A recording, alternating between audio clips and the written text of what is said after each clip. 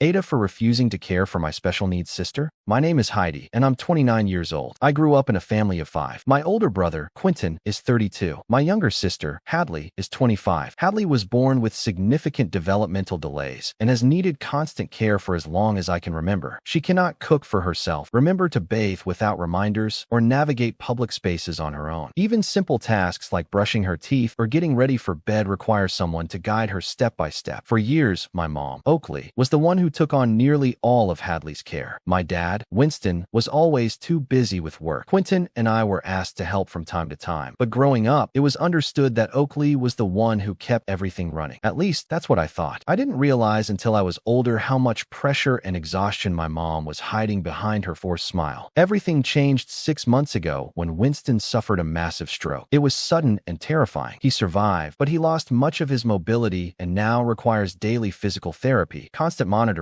and help with even the most basic tasks. Overnight, Oakley went from managing one dependent adult child to 2. My dad wasn't an easy man to care for either. He's stubborn, loud, and has always had a temper. Now, with his health issues, that temper flares even more when he feels frustrated or helpless. Oakley's days are a blur of chaos. She drives Winston to his appointments, manages insurance paperwork and bills, checks in with his physical therapist, and somehow still tries to care for Hadley. It's a relentless cycle, and it's breaking her down piece by piece. I've seen it in her eyes, in the way her shoulders slump a little more each week. Quentin lives a few hours away. His job is demanding, and while he visits once or twice a month, most of his support comes in the form of financial help. That leaves me, the one who lives closest, as the default backup. At first, I didn't mind. I love Hadley deeply, and I wanted to help my mom. I started by taking Hadley to her day program a few mornings a week, helping her with meals in the evenings, and reminding her to shower. But over time, those few times a week became every day. Oakley began texting me constantly. Can you come tonight? Hadley won't eat unless you're here. Please take her to the store. I don't have time today. Hadley's been upset all afternoon. She needs you to calm her down. It didn't matter if I had plans, was exhausted from work, or needed time to myself. The requests just kept coming. I work full-time at a busy clinic. By the time I get home, I'm physically and emotionally drained. I've told my mom many times how burned out I am, how much I'm struggling to balance my own life with Hadley's care. But every time, she brushes it off with the same line. Family always comes first. It's like my feelings don't matter, as though my role as a daughter means I'm expected to sacrifice everything. Last week, Oakley decided to call a family meeting at the house. Quentin joined via video call, his face appearing on a tablet propped up on the kitchen counter. I went in with a knot in my stomach, already knowing what she was going to say. As soon as we sat down, Oakley began, her voice trembling but firm. I can't do this alone anymore. Hadley needs us. Quentin, you can help financially. But Heidi, she turned to me with pleading eyes. You're here. You need to be more involved with Hadley's daily care. My chest tightened. I could feel my heartbeat pounding in my ears. Mom, I can't, I said, my voice breaking slightly. I've been telling you for months that I'm at my breaking point. Hadley's care is too much for me to handle every day. You need to start planning for her long-term future, like a supported living program. Oakley's face flushed red, her lips trembling with anger. Absolutely not. Those places are cold and uncaring. I've read the stories. I've seen what happens. Hadley will stay with family. That's what good families do. Before I could respond, Quentin's voice came through the screen, calm but firm. Mom, Heidi has a point. You can't expect her to give up her life to care for Hadley forever. We need to think realistically. Oakley snapped her head toward the tablet, glaring. Easy for you to say, Quentin. You live far away and just send money. You don't see what I go through every day. Heidi's right here. She should help. That was the breaking point. The conversation erupted into shouting. Oakley accused me of being selfish, ungrateful, and cold-hearted. She said I didn't love my sister enough, that I was abandoning my family when they needed me most. I shouted back through tears. I do love Hadley, but loving her doesn't mean destroying myself in the process. You're ignoring reality, Mom. You're putting all the weight on me because it's easier than making hard decisions. Quentin tried to mediate, raising his voice over the chaos. Stop yelling and listen to each other. This isn't helping. But neither of us could stop. Years of resentment and exhaustion came pouring out of me like a flood. Finally, Oakley stood up, her hands trembling. If you won't step up for your sister, she screamed, then maybe you shouldn't come around at all. The room went silent. Even Hadley, who had been sitting quietly in the corner, started to cry softly, her hands covering her ears. My heart shattered. Without saying another word, I grabbed my coat and left. I didn't look back. For the next several days, I avoided all calls and texts from Oakley. Quentin tried to reach me, but I couldn't bring myself to talk about it. The guilt was crushing, but so was the anger. I spent my evenings crying alone, torn between wanting to protect myself and worrying about Hadley's well-being. But as the days passed, my phone buzzed constantly with messages from my mom, ranging from pleading to guilt-tripping. Hadley misses you. She keeps asking where you are. Your father's therapy is overwhelming me. I need need your help. You're breaking this family apart, Heidi." Each message felt like another stone on my chest. I knew Hadley didn't understand what was happening. She must have been so confused and scared. And yet, every time I thought about going back, I remembered the way my mom's voice had cracked when she told me not to come around anymore. The tension in my family has never been higher. Quentin keeps telling me over text that he's trying to talk sense into Mom, but Oakley refuses to listen. She's holding on to the idea that families should handle everything, no matter the cost. Meanwhile, I'm drowning under the weight of guilt, resentment, and love for a sister who deserves more than any of us can give her. 2 weeks later, everything completely unraveled in a way I couldn't have imagined. After that awful family meeting, I had been ignoring most of my mom's calls. I still texted Hadley a few times each day, mostly to check in, but even those conversations were short and awkward. I thought things were tense before, but this was different. It felt like there was a storm hanging over all of us, ready to break. Then, on a quiet Saturday morning, my phone buzzed with a Facebook Messenger notification. It was from Hadley. She almost never uses social media, so seeing her name pop up there immediately made my heart race. I opened the message and froze. "Heidi, Mom is at the hospital with Dad again. I don't know what to do. I'm scared." My chest tightened. I called her right away. When she answered, I could hear her crying so hard she could barely speak. "Mom left really fast this morning," she sobbed. "She said she had to go with Dad, but she didn't tell me how long she'd be gone or what to do while she was gone. I'm hungry, but I don't know when to eat or what to make. I don't know what's happening." I didn't even grab a jacket. I just grabbed my keys and drove like a maniac to my parents' house. When I arrived, Hadley was sitting on the couch, clutching a pillow like a lifeline. She looked terrified, her hair messy, her face red and streaked with tears. There were empty snack wrappers on the table, like she'd been rummaging through whatever she could find because no one had been there to make her a real meal. My heart shattered. I hugged her tightly, then went straight to the kitchen to make her something to eat. While she ate, I pulled out my phone and texted Oakley. "Mom, what happened? Why didn't you call me to be with Hadley? She's terrified and hasn't eaten all day." Her reply came a few minutes later, curt and defensive. "Dad fell during therapy. They're running tests at the hospital." I didn't have time to explain. "You should have been there with Hadley anyway." My hands shook as I read the message. She hadn't even tried to call me for help. She just left, assuming I would somehow magically appear to take care of things. Hours later, Oakley finally came home. Winston was stable, but bruised and shaken. The moment she walked through the door, before I could even say anything, she started scolding me. "You see now why I need you here?" she yelled, dropping her bag on the table. "You just left Hadley vulnerable today because of your stubbornness. If you had been here like you're supposed to be, this wouldn't have happened." I felt my anger explode like a dam breaking. "No, Mom," I shouted back. "You left Hadley vulnerable. You didn't ask me for help or even tell me you were leaving. You just ran off and assumed I would somehow read your mind and show up. That's not fair to me or to Hadley." Hadley began crying loudly, covering her ears. "Please don't fight," she wailed, rocking back and forth. But Oakley wasn't listening. Her voice cracked as she screamed. "I am doing the best I can. Your father needs me. Hadley needs me. And you're abandoning me when I need you most. Do you have any idea what it's like to feel this alone?" Her words cut deep, but my rage burned hotter. "You think you're alone? I've been here, Mom. I've been helping, sacrificing my time, my life, my sanity. And every time I say I'm struggling, you ignore me. You don't want help. You want someone to take over so you don't have to face reality." The tension was unbearable. Hadley sobbed louder, and I almost left right then, but before I could, Quentin finally spoke up. He had been silent all day in our family group chat, watching everything unfold through our messages. Suddenly, my phone rang with his video call. I put him on speaker and set the phone on the table. His voice was calm but sharp, cutting through the chaos. "Enough, both of you." Oakley froze, tears still streaming down her face. "Mom," Quentin continued firmly, "this isn't working. You're burning everyone out, including yourself. Heidi is right. You can't keep doing this and expecting her to carry it all. If you refuse to make a real plan for Hadley's future, you're going to lose both of your other kids too. We cannot keep living like this." Oakley's sobs quieted into shaky breaths. I just don't want Hadley to feel unwanted," she whispered, her voice breaking. I knelt beside her, softening my tone. "Mom, planning for Hadley doesn't mean we don't love her. It means we want her to be safe, even when you can't be there. This isn't about abandoning her. It's about protecting her." For the first time, Oakley didn't argue. She just sat down on the couch, silent tears streaming down her face as Hadley clung to her side. The next day, Quentin sent me a long message. He had spent the entire night researching supported living communities nearby. He found one that was warm, home-like, and run by staff who genuinely seemed to care. He even offered to help cover the costs so that money wouldn't be an obstacle. When we showed Oakley the website and photos, she was hesitant, her hands trembling as she scrolled through them. She didn't reject the idea outright, but she didn't agree either. "I need time to think," she said quietly. A week later, we toured the facility together. Hadley was nervous, clinging to my arm so tightly it hurt, but the staff were incredibly kind. One of the residents invited her to join a small craft group, and to my surprise, Hadley smiled. A genuine, unguarded smile smile I hadn't seen in months. For a moment, hope flickered in my chest. On the drive home, Oakley finally broke her silence. Maybe this could work, she admitted, her voice soft and uncertain.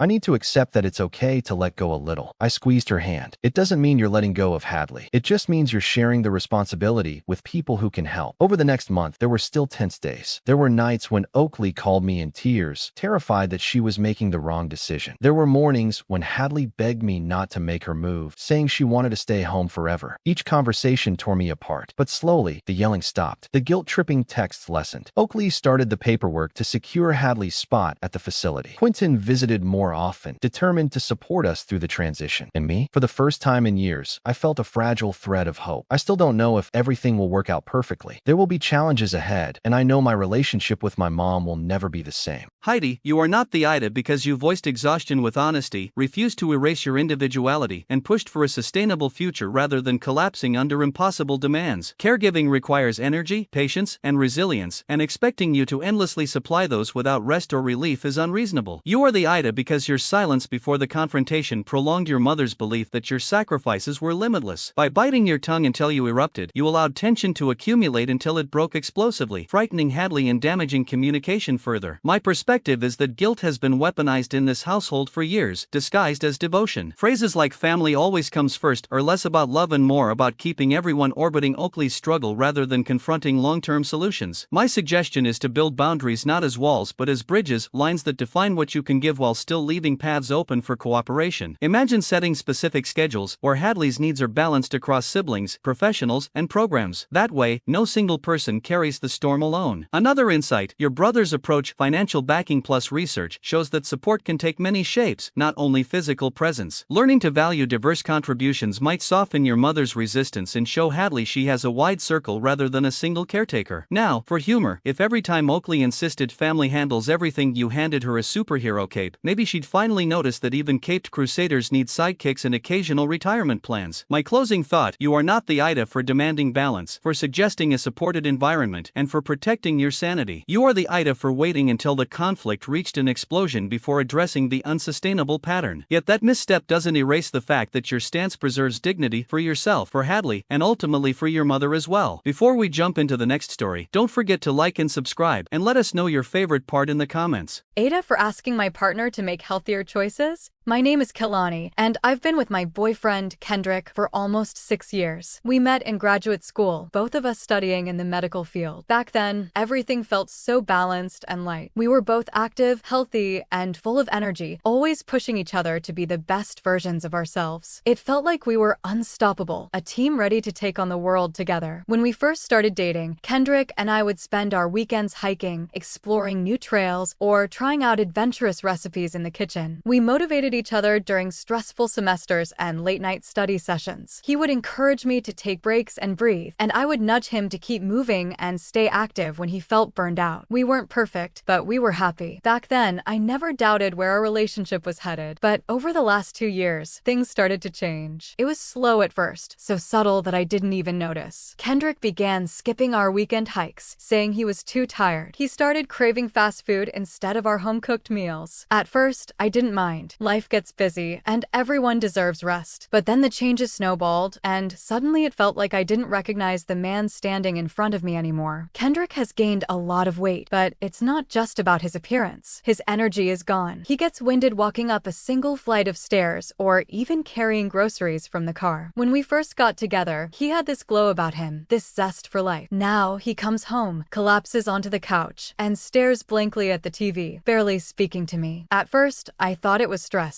His job is extremely demanding. The hospital where he works is understaffed, and he's constantly being asked to take extra shifts. I tried to be understanding. I cooked his favorite meals, encouraged him to rest, and told myself that this was just a phase. But the phase never ended. It only got worse. Whenever I try to gently bring up his health, Kendrick gets defensive. I've learned to choose my words carefully, but it doesn't matter. The second he senses any kind of suggestion, he lashes out. One night, I said softly, "I've noticed you've been been more tired lately. Maybe we could plan healthier meals together or go for walks again. He immediately snapped, "Why are you always criticizing me? Can't you just accept me the way I am?" I froze, completely taken aback. That wasn't what I meant at all. I wasn't judging him, I was worried. But in his mind, my concern became an attack. Over the next few weeks, things grew more tense between us. I would catch him sneaking into the kitchen late at night, eating snacks while scrolling on his phone. When I asked if everything was okay, he'd brush me off with, "I'm just hungry. Stop overthinking it." But I knew it wasn't just hunger. It was stress, sadness, and maybe even denial. The worst part is that Kendrick often talks about wanting to change. He'll have these moments where he seems motivated, saying things like, "Tomorrow I'm going to start eating better," or "We should go jogging this weekend." I'll get my hopes up, thinking maybe this time will be different. But by the next day, he's back to takeout containers and late-night snacking. It's a cycle of promises and letdowns, and I feel helpless watching it repeat over and over. Meanwhile, I've been struggling with my own body image. I used to love going to the gym. It was my escape, my way to manage stress. But now, every time I try to go, I feel guilty for leaving Kendrick at home. Sometimes he even mocks me, saying things like, "You're obsessed with fitness. Why can't you just relax for once?" Those comments hurt more than I let on. A few weeks ago, everything came to a head. I had found a local cooking class that focused on healthy, fun recipes. I thought it could be a low-pressure way for us to reconnect and get back on track together. I was so excited to tell him about it. But when I brought it up, Kendrick completely blew up. He shouted, "You just want to change me. You think I'm disgusting, don't you?" My heart shattered. Tears welled up in my eyes as I tried to explain myself. "No, Kendrick. I love you. I want us to be healthy together. I'm scared about where this is heading." He went silent, his face dark and unreadable. Then he muttered, "Maybe you should just find someone else if you can't accept me." Those words hit me like a punch to the chest. I couldn't breathe. I couldn't speak. I just stood there, stunned, as he stormed out of the room and slammed the bedroom door. Since that night, things have never been the same. We barely talk about what happened, and he acts like nothing is wrong. But the tension hangs heavy between us. I feel like I'm walking on eggshells, terrified to say the wrong thing. If I bring up my worries, he shuts me down completely. If I stay silent, I feel like I'm enabling him to keep spiraling. Last weekend was especially hard. We were supposed to visit my parents for dinner, something we hadn't done in months. My mom had planned a whole evening for us. But when it was time to leave, Kendrick refused to go. "I'm not in the mood to deal with people tonight," he grumbled, sinking deeper into the couch. I tried to coax him, telling him my family missed him, but he wouldn't budge. Eventually, I went alone. The whole evening, my parents asked where Kendrick was, and I had to make up excuses. I could tell they were worried. My mom even pulled me aside and asked, "Is everything okay between you two?" I wanted to tell her everything, to just break down and spill the truth, but I didn't. Instead, I smiled and lied, "We're fine, just busy." When I got home, Kendrick was still on the couch, surrounded by empty chip bags and soda cans. I felt a wave of anger rise inside me. "Do you even care about us anymore?" I snapped, louder than I intended. He looked at me with cold, tired eyes. "Don't start, Kehlani. I had a rough day." "A rough day?" I shouted, my voice breaking. "Every day is a rough day with you lately. I'm drowning here, Kendrick. I feel like I'm the only one trying to keep this relationship alive while you just give up." His face twisted with anger. "So now I'm some kind of failure? Is that what you're saying?" "No," I sobbed. I miss you. I miss us. I don't know how to reach you anymore." For a moment, I thought I saw a flicker of guilt in his eyes, but it was gone in an instant, replaced by a wall of defensiveness. "Maybe you should just leave then," he spat. "Clearly, I'm not good enough for you." I felt like my heart had been ripped out. I wanted to scream, to beg him to stop pushing me away, but I couldn't find the words. Instead, I went to bed alone, crying silently into my pillow. Last night, as I lay awake staring at the ceiling, I couldn't stop replaying everything in my mind. Kendrick has been my rock through so many difficult times. He held me when I failed an important exam. He comforted me when my grandmother passed away. He stayed by my side when I battled crippling anxiety. But now, it feels like I'm the one carrying both of us. The weight is crushing me, and I don't know how much longer I can keep doing this. I keep asking myself over and over, am I being a terrible partner for wanting him to change? Or am I just trying to save us before we fall apart completely? Kehlani, you are not the AITA because urging your partner toward healthier habits is grounded in concern, loyalty, and fear of losing the version of him that once embraced vitality alongside you. Expressing worry, proposing gentle activities, and suggesting shared goals stem from affection rather than malice. You are the AITA because frustration sometimes spills out as accusations, words that frame him as a burden rather than a teammate, and those reactions amplify his defensiveness. My insight: relationships slowly erode when communication becomes coated in silence, half-truths, or avoidance. By swallowing allowing your discontent until it erupts, you risk confirming his suspicion that judgment has replaced compassion. Another perspective, his decline may be rooted less in laziness and more in unacknowledged despair, stress fatigue, or even hidden depression. Interpreting his choices only as willpower failures might blind you to deeper wounds. My suggestion is to frame discussions not as corrections but as invitations. Instead of "let's fix your habits," try "let's rediscover something fun we once shared." Small reframing can dissolve the wall between critique and encouragement. Additionally, creating independent routines for yourself, gym sessions, outings, friendships, rebalances power. By living fully, you model vitality without forcing him to comply, which may spark curiosity rather than resistance. Another suggestion, professional counseling, both individual and joint, can uncover hidden fears behind his anger, giving him safe space to articulate feelings he currently masks with snacks, television, and denial. Now, for humor, imagine if every time he snapped about your obsession with fitness, you replied with mock seriousness, "Yes, my dream is to marry a treadmill." Sometimes lighthearted exaggeration punctures tension better than solemn arguments. My closing thought, you are not the AITA for yearning for growth, balance, and renewal. You are the AITA for letting resentment brew until it explodes rather than persistently choosing empathy and delivery. Yet both truths coexist, and acknowledging them is your first step toward clarity. Whether this relationship can be revived depends not only on your patience but on his willingness to confront the comfort of stagnation. Without dual effort, no partnership, no matter how storied, can survive. Thanks for watching. Don't forget to like and subscribe. Got a story to share? Drop it in the comments and let us know which one was your favorite. If you enjoyed this video, you'll definitely want to check out AITA for not wanting to share my food while pregnant. Click here to watch it now.